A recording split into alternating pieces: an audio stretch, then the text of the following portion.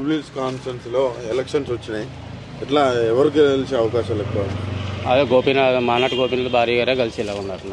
ఆయన అయితే ఇదివరకు బాగా పని చేశాడు. ఆయన పేదలకు ఏదైనా సరే ఆయన వచ్చి పిలవంగానే వచ్చి ఏ పని అయినా సరే బాగా చేసేవాడు. ఆయన పిలిస్తే పలికేది. ఎనీ టైం ఏదైనా సరే ఆయన అర్ధరాత్రిగా వెళ్ళి తలుపు కొట్టినా సరే ఏంటమ్మా మీ ప్రాబ్లం అని చెప్పని అడిగే మనిషి ఎత్తైనా.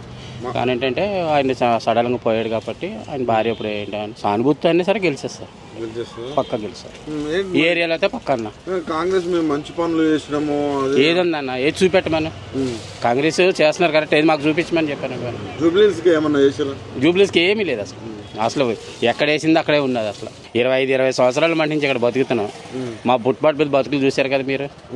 ఎవరికి ఇచ్చారు అసలు? అయ్యి గ్యాస్ అన్నారు, బస్సు ఫ్రీ అన్నారు, అదన్నారు ఇదన్నారు, ఎవరికి ఇచ్చారు? మాకు ఇప్పుడు వచ్చి రేషన్ కార్డు లేదు అసలు.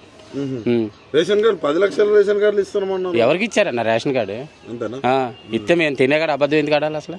ఎవరికి ఇచ్చారు రేషన్ కార్డు? ఎట్లా ఉందన్న రేవంత్ రెడ్డి పరిపాలన? ఇంకా అంతే ఏమీ లేదు. కాంగ్రెస్ క్యాండిడేట్ పరిస్థితి ఏంది మరి? ఏది ఇక్కడ క్యాండిడేట్ అసలు ఆ క్యాండిడేట్ ఇప్పుడు వరకు ఎవరు వచ్చారో కూడా లేదు, మాకు తెలియదు అసలు. ఇక్కడ అసలు నవీన్ యాదవ్ అసలు రాలేదన్న.